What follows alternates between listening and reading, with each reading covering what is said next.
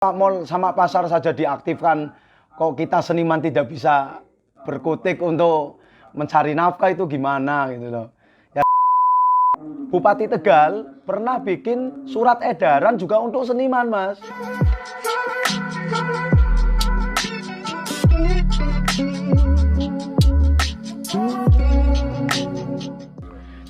Dari Tegal, kalau lihat perkembangan ya, justru Tegal sedang berkembang-kembangnya. Kita kehilangan beberapa sosok yang menurut saya beliau adalah figur orang-orang yang sangat penting sekali dalam melestarikan budaya Tegal, Mas. Satu, pertama kali saya kehilangan dalang di kota Tegal namanya Ki Barep. Yang kedua, saya kehilangan Slamet Gundono, ya, yang menggagas wayang suket. Terus saya juga kehilangan salah satu aktor terbaiknya kota Tegal, Mas Slamet Ambari.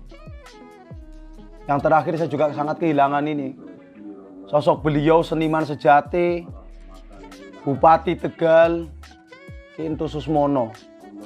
Itu sebagai seniman yang sangat berjuang sekali dan sudah memajukan seni untuk Tegal ya, yang seharusnya itu bisa diikuti oleh para junior-juniornya.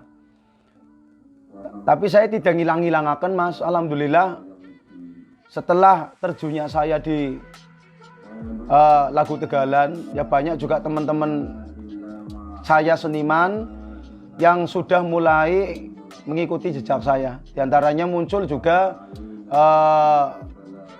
muridnya Ki Intu Susmono, dalam hal ini Ki Sengkek Suharno ya. Beliau juga sudah mengeluarkan album Tesla, mengeluarkan lagu ya, single Teslawi.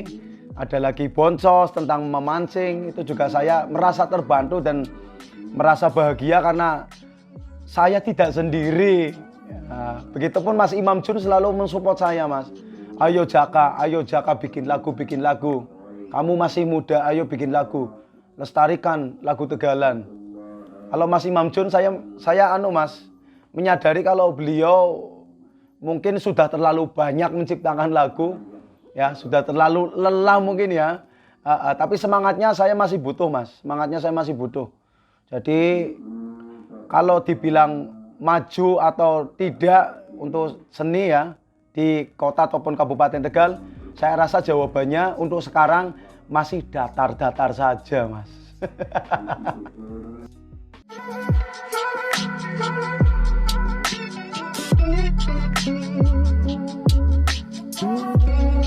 Seni itu kalau persepsi saya ya, saya istilahnya orang baru, istilahnya belum menjadi seniman-seniman yang seperti Mas Imam Jun yang sudah pegang Dewan Kesenian, atau juga Mas Yon Daryono juga sebagai Ketua Dewan Kesenian Kota Tegal. Kalau menurut saya sih seni itu ada dua, Mas. Kalau saya, Mas, satu pelaku seni, insan seni itu ada dua ya. Dan satu pelaku seni, yang satunya lagi pengabdi seni, Mas. Ya, kalau pelaku seni itu adalah sesuatu yang sudah menjadi seni, ya, tapi bisa menampilkan, bisa dinyanyikan, diikuti saja. Seperti dari panggung ke panggung, contoh Mas Didi Kempot, ya, Mas Didi Kempot sudah jadi lagu, tapi dinyanyikan oleh para pelaku-pelaku seni hingga menghasilkan dan mendapatkan nominal, itu namanya pelaku seni. Dan yang kedua pengabdi seni. Kalau pengabdi seni berarti orang pelaku seni ya, itu sama juga pelaku seni yang menciptakan seni untuk dilestarikan buat pelaku-pelaku seni. Itu namanya pengabdi seni. Contoh ya, orang yang sudah menciptakan lagu dari Tegalan tahun 70 ya, Abah Najib, Bahres, dari Mandraub, Teh Poci, Manmian, dan lain sebagainya, banyak sekali itu lagunya Abah Najib. Sampai sekarang pun tetap Mandraub tidak akan pernah terlupakan. Beliau legendnya Tegal, itu namanya pengabdi seni. Sampai sekarang beliau seniman yang benar-benar mengabdi, bahkan meninggal pun dalam keadaan mengabdi, kan seperti itu. Namanya sebagai pengabdi seni, sebagai seniman itu tidak akan pernah hilang. Dan Yang kedua teman saya Mas Imam Jun juga sampai sekarang lagunya populer. Ada Galawi, ada Manwarso, dan lain sebagainya. Ya beliau juga menciptakan lagu, bahkan menciptakan lagu pun untuk bukan hanya untuk lagu-lagu daerah. Sampai Ikke Nurjana juga pernah diciptakan oleh beliau. Itu kita sebenarnya insan seni yang ada di kabupaten atau kota Tegal itu sangat bangga punya figur-figur seperti beliau, Mas. Nah itulah seniman, menurut saya seniman yang sejati ya seniman yang berani mengabdi. Bukan hanya sebagai pelaku saja. Itu persepsi saya, tapi barangkali saya mohon maaf ya. Karena saya juga sebagai berusaha sebagai pengabdi seni dan saya juga pelaku seni karena saya masih mencari nafkah juga di seni gitu Mas.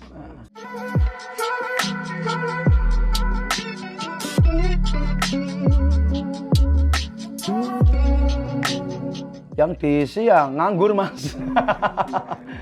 Ya gini ya, ini pandemi ya.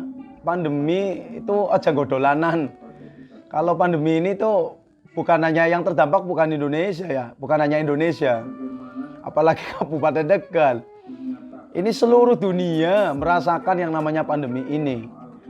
Jadi kebijakan demi kebijakan sudah kita rasakan, kelonggaran demi kelonggaran juga kita rasakan, apalagi peraturan demi peraturan juga kita rasakan Mas. Kita mboten ngilang-ngilangaken Bupati Tegal pernah bikin surat edaran juga untuk seniman Mas.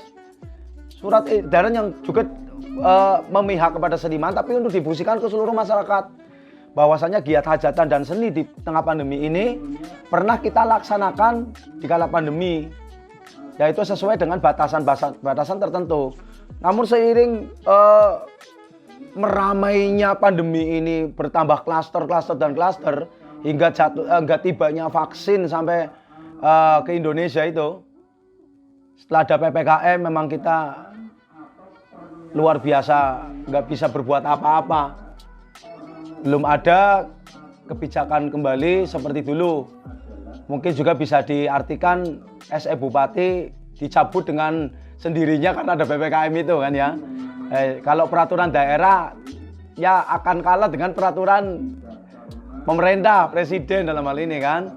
Jadi apapun keadaannya ya tetap kita hormati lah ya. Ini pandemi, ini wabah. Yang penting seniman sehat, ya tidak sakit dan tidak kena COVID. Ya masalah ekonomi ya tahu sendirilah Mas. Kita memang cari makannya di seni ya jelas kita tidak punya pemasukan. Adapun terus bagaimana caranya untuk bisa mendapatkan nafkah untuk anak istri? Ya sebisa kita Mas. Kita biasanya jualan ya jualan. Apa yang kita jual? Ya kita punya alat, tapi yang punya organ dijual organ, yang punya gitar dijual gitar. Loh saya sebagai master of ceremony gak punya alat, jualnya apa Mas? Jual karya mungkin ya Mas ya. Ya alhamdulillah pandemi pun saya masih tetap eksis untuk menciptakan lagu. Ya bahkan ada lagu yang tentang COVID-19, mengajak teman-teman untuk prokes. Ada lawan corona, ada kan saya punya lagu seperti itu, lawan corona. Nanti bisa disimak sendiri. Setelah itu juga booming-boomingnya Setan Kopet. Juga saya menciptakan Setan Kopet itu di tengah pandemi. Alhamdulillah bisa diterima di masyarakat dan menjadi salah satu lagu yang cukup populer lah di kalangan-kalangan milenial sekarang.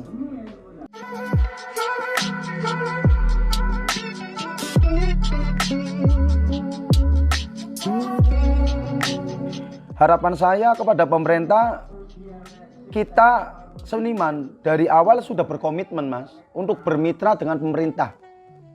Ini kan karena saya sendirian, jadi mohon maaf saya nggak pakai masker karena saya di rumah. Kita sudah berkomitmen untuk bermitra dengan pemerintah dalam penanganan COVID-19. Dalam penanganan COVID-19 kita manggung, kita berani menyediakan alat-alat prokes dari mulai termogan. Sebelum acara kita semprot pakai disinfektan, sampai masker kita sediakan, kursi tamu undangan juga kita kondisikan dengan baik dengan berjarak 1 meter 1 meter. Bahkan penyanyi, pemain musik semuanya pakai masker, penyanyi juga ada yang pakai face shield.